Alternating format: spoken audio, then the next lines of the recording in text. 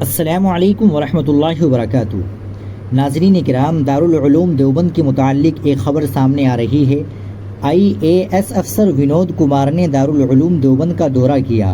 IAS افسر اور joint magistrate Vinod Kumar مینا نے دارالعلوم دیوبند کا دورہ کیا اور یہاں کے تعلیمی و دینی نظام اور تاریخی خدمات سے قریب سے واقفیت حاصل کی۔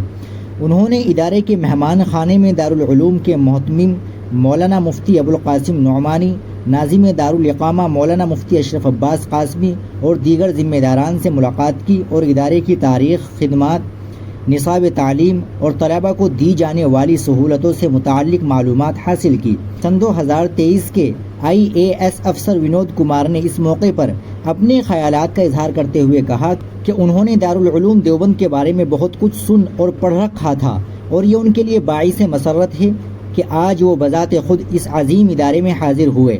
انہوں نے بتایا کہ سول سروسز کی تیاری کے دوران بھی انہوں نے دارالعلوم دیوبند کی تاریخ اور اس کی علمی و دینی خدمات پر مطالعہ کیا تھا، جس کے بعد سے ہی یہاں آنے کی خواہش رکھتے تھے۔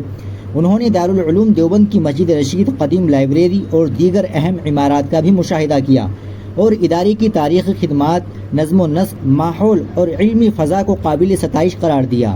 ناظرین کرام، آپ اس خبر کے تعلق سے کیا کہیں گے کمنٹ باکس میں ضرور بتائیں۔ ویڈیو کو لائک اور شیئر بھی ضرور کر دیں، چینل کو بھی سبسکرائب کر لیں۔ ملتے ہیں انشاءاللہ اگلی ویڈیو کے ساتھ۔ السلام علیکم ورحمۃ اللہ وبرکاتہ۔